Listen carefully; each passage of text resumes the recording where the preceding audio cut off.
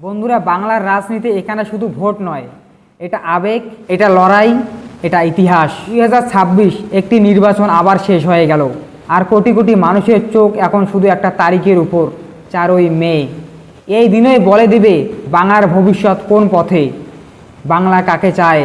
দীর্ঘদিনের মিটিং, মিছিল, র্যালি, বিতর্ক সব কিছুর পর ভোট শেষ। এই নির্বাচনে বাংলাদেশ আজ শুধু একটা রাজ্য ছিল না, হয়ে উঠেছিল জাতীয় রাজনীতির যুদ্ধক্ষেত্র। রাজ্যের মাটিতে নেমে এসেছিল দেশের বড় বড় মুখ। একদিকে মমতা ব্যানার্জির নিজের ঘাঁটি ধরে রাখার লড়াই, অন্যদিকে নরেন্দ্র মোদী পরিবর্তনের বার্তা নিয়ে একের পর এক জনসভা। শুধু তাই নয়, অন্য অন্য রাজ্যের মুখ্যমন্ত্রীদের উপস্থিতিও এই নির্বাচনে নতুন মাত্রা যোগ করেছে। যোগী আদিত্যনাথের মতো নেতাও বাংলায় এসে ভোট প্রচার করেছে, যা স্পষ্ট করে দেয় এই নির্বাচন কতটা গুরুত্বপূর্ণ হয়ে উঠেছিল। এই লড়াইয়ের কেন্দ্রে অল ইন্ডিয়া তৃণমূল কংগ্রেস বনাম ভারতীয় জনতা পার্টি। একদিকে অভিজ্ঞতা, সংগঠন আর প্রতিষ্ঠিত ভিত্তি, আর অন্যদিকে পরিবর্তনের ডাক, বিস্তার আর নতুন শক্তি।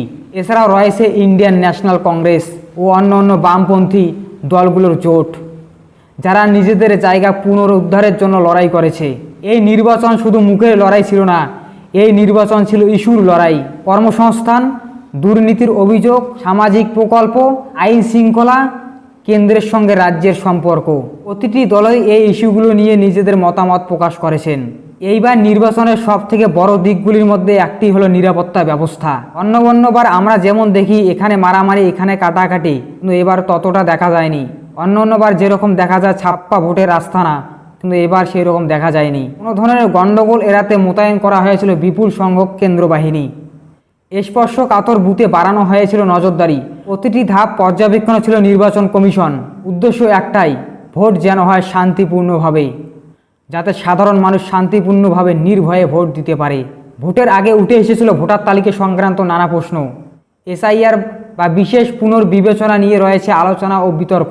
কে ভোট দিতে পাবে, কার নাম বাদ পড়েছে, এ নিয়েও ছিল মানুষের মধ্যে কৌতূহল ও উদ্বেগ। গ্রামে শহরে অলিতে গলিতে সাধারণ মানুষের মুখে একটাই প্রশ্ন, কে জিতবে। কেউ উন্নয়নের ধারাবাহিকতা চায়, কেউ পরিবর্তনের আশা করছে, আবার কেউ বলছে ফল হতে পারে চমক প্রদর্শন। এই বৈচিত্র্যই বাংলার গণতন্ত্রকে আলাদা করে তোলে। 4 তারিখ একটা ফলাফল নয়, একাধিক সম্ভাবনার দরজা। যেমন বর্তমান সরকার আবারও ক্ষমতায় আসতে পারে, বিরোধী শক্তি বড় পরিবর্তন আনতে পারে, কঠিন লড়াইয়ের ফলাফল হতে পারে খুব কাছাকাছি। যে ফলই আসুক, তা বাংলার রাজনীতিকে নতুন করে নিয়ে যাবে।